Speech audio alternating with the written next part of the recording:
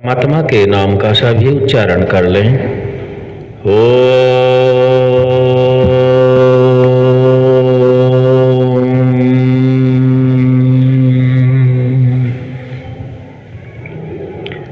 आज का विषय है विशुद्धिकरण। क्या होता है? शुद्धिकरण होना चाहिए और इसमें एक वाक्य जुड़ता है, जब जब हमें आवश्यकता होती है तभी तभी हम भौतिक आविष्कार करते हैं। क्या करते हैं? आविष्कार। और उससे हमारा जीवन यापन भी होता है। आज हम भौतिक युग में देखते हैं हमारे वैज्ञानिक नया नया शोध करके प्राणी मात्र के कल्याण के लिए बहुत से कार्य करते हैं। जैसे बिजली का भी निर्माण है, जल का शुद्धिकरण है। बोलो है कि नहीं? आज हम जल से ही लेते हैं। शुद्धिकरण, पवित्रीकरण, विशुद्धिकरण, कई तरह से हम इसको जान सकते हैं। उदाहरण लेते हैं, दिल्ली के अंदर मनुष्यों को जल की पूर्ति नहीं हो पाई, तो फिर क्या किया दिल्ली वालों ने? वह जी बताओ, क्या किया दिल्ली वालों ने? वैज्ञानिकों ने क्या किया? वैज्ञानिक तो ऐसा भी बताते हैं, नदी नाले, और जापान जैसे लोग तो जो है अपने ही पेशाब को शुद्ध करके पी लें। ये बात सही है। यानी कि अब हम समझ लेते हैं, दिल्ली में ओखला में जल संयंत्र है, बहुतों ने देखा है, और कई जगहों पर बना हुआ है। और जितना भी दूषित जल है, क्या है जी? उसको क्या करते हैं? माइक से बताओ। शुद्ध करते हैं, फिल्टर करते हैं। अच्छा, फिल्टर करने के बाद उसको क्या किया जाता है?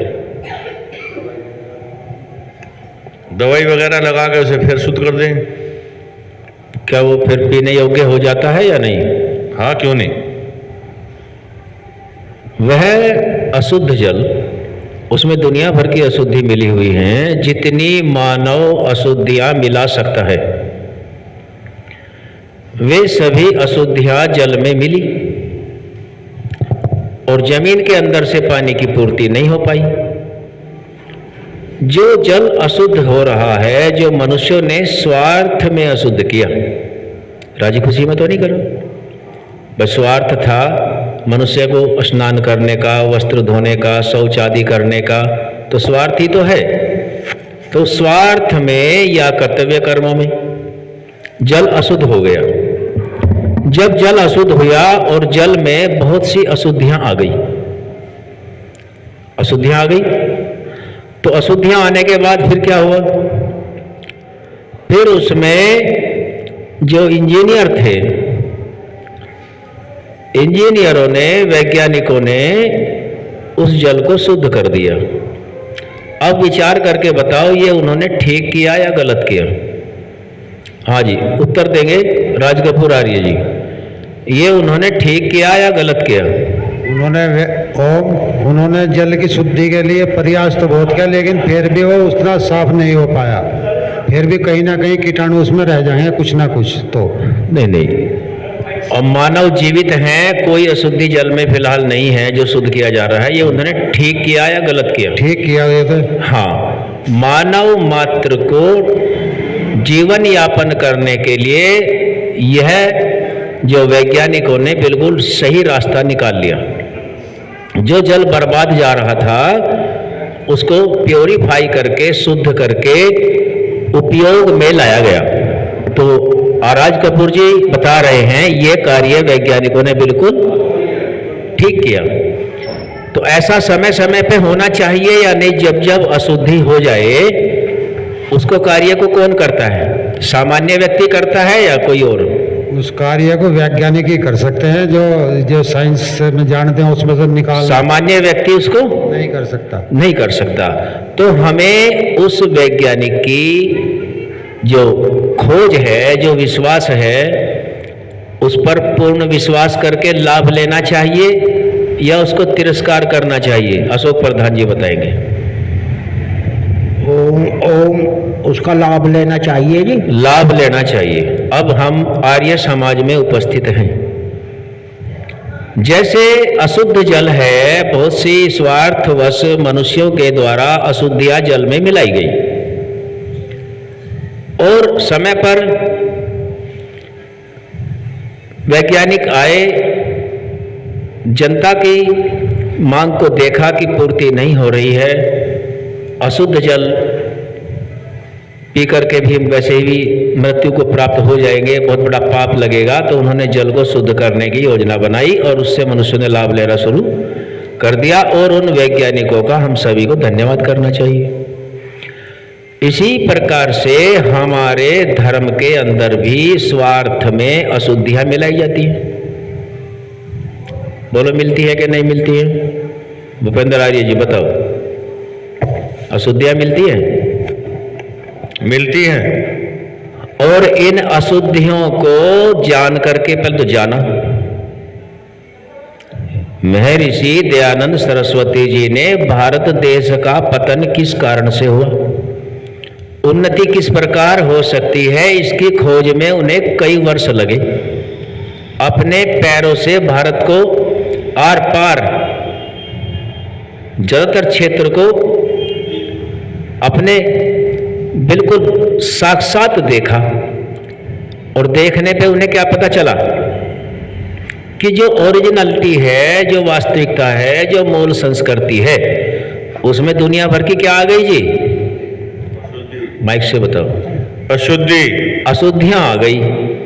यदि हम महर्षि दयानंद सरस्वती जी द्वारा उसी वैज्ञानिक की तरह जिन्हें जल को शुद्ध कर दिया, लाभ ले रहे हैं, लोग जीवित हैं, और ऐसी प्रकार से हम धर्म के क्षेत्र में यदि ऋषि दयानंद की बात मानते हैं तो ये क्या गलत करते हैं या ठीक करते हैं? ठीक करते हैं। अब या तो हम उस वैज्ञानिक की तरह अपने आप को जीवित रखने के लिए जल का ग्रहण करें, या हम उस वैज्ञानिक की अवहेलना कर दें और दूषित जल को पीते रहें। कौन सा काम ठीक है?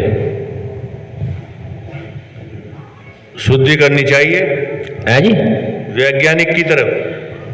जो वैज्ञानिकता से शुद्ध है उसका लाभ लेना चाहिए। अशोक प्रधान जी उत्तर देंगे।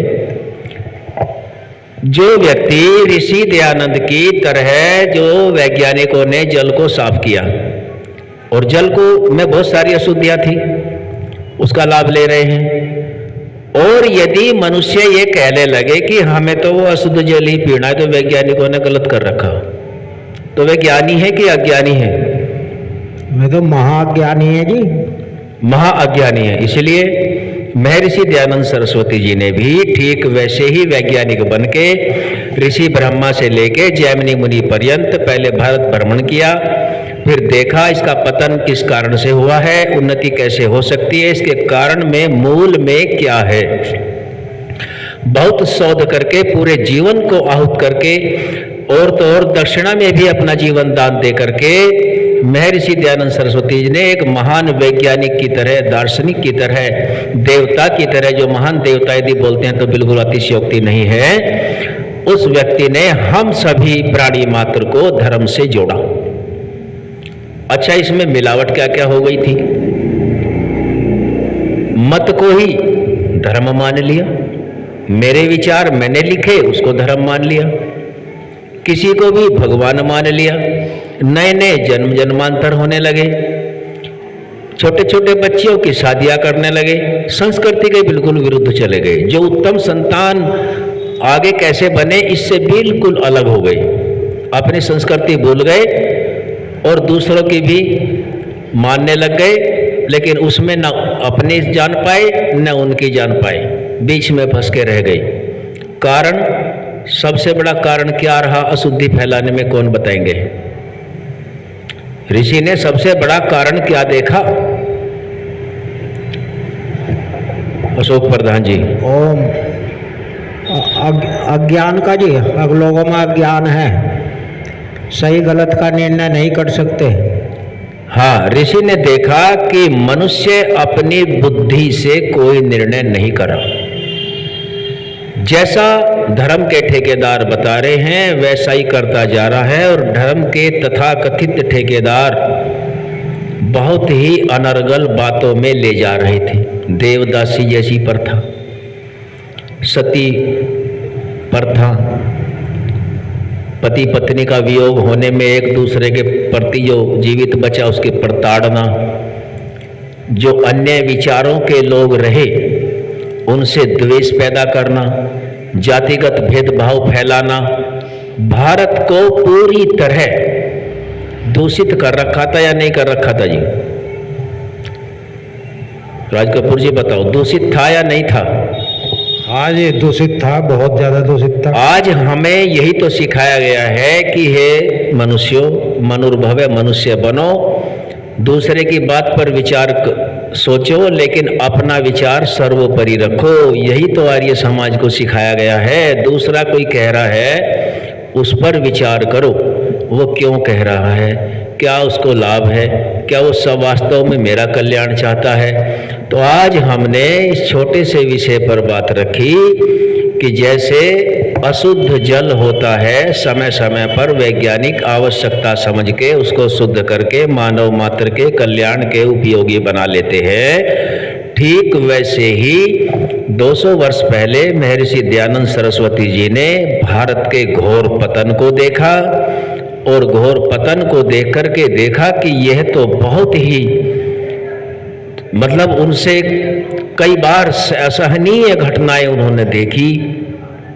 जैसे एक गंगा में अब बच्चे को माता बहा रही है, और बहुत से ऐसे कारण देखे उन्होंने। लोगों ने उनको फिर भी ठीक नहीं दृष्टि से सभी ने देखा, बहुतों ने देखा, कुछ लोग उनके खिलाफ भी रहे, विपक्ष में भी रहे, लेकिन ऋषि जानते थे कि ये तो अज्ञानी हैं, अज्ञानता में फंसे हुए हैं, ये दूषित जल पीना नहीं छोड़ेंगे और मैं इनको वैज्ञानिक बन के शुद्ध जल दे दूंगा। तो हम सभी जितना भी बुद्धिजीवी वर्ग है, जहाँ तक भी हमारी कोई बात ये सुने, तो हमारे बुद्धि का विकास सबसे उत्तम विकास है। बुद्धि के आधार पर निर्णय करें कि भारत तो भारत विश्व में सबसे अच्छी संस्था, संस्कृति, उन्नति आत्मा की, शरीर की, भौतिक और आध्यात्मिक दोनों किस प्रकार से हो सकती हैं, उसका सही रास्ता यदि दिया तो है इस 21वीं सदी के उद्धारक महर्षि दयानंद सरस्वती जी ने इसको बहुत ही सूक्ष्मता से देखा और वैज्ञानिक की तरह वह शुद्ध जल हमारे हाथ में दे दिया। और अब शुद्ध जल ज़्यादा न कह करके केवल एक ग्रंथ ऐसा दे दिया, हमारे हाथ में थमा दिया कि जिससे हम सत्य और असत्य का भी निर्णय कर सकें। क्योंकि ऋषि को यह ज्ञात था जब मैं नहीं रहूँगा तब मेरे इन भारतीयों की, इन दुनिया वालों की रक्षा कौन करेगा। तो पूरी दुनिया के लिए सत्य और असत्य को जानने के लिए निष्पक्ष भाव से उन्होंने सत्यार्थ प्रकाश को रखा, जिसमें मतों को धर्म, विचारों को धर्म, नए नए मत पंथ संप्रदाय खड़े हो रहे थे, उन सभी को मान्यता के आधार पर सर्वोपरि ईश्वर को मान करे मानव मात्र के कल्याण के लिए उस जल के शुद्धिकरण वैज्ञानिक से भी कहीं अनंत गुना साहस दिखा करके महान वैज्ञानिक उद्धारक हम सभी के कल्याण के लिए ऋषि जी आए। उनका ऋण हम इस जन्म में तो क्या अगले जन्मों में भी नहीं उतार सकते। हम उन सभी ऋषियों के और विशेष महर्षि दयानंद सरस्वती जी के ऋणी हैं, जिन्होंने हमें शुद्ध करके शुद्धि अशुद्धि का ज्ञान कराया।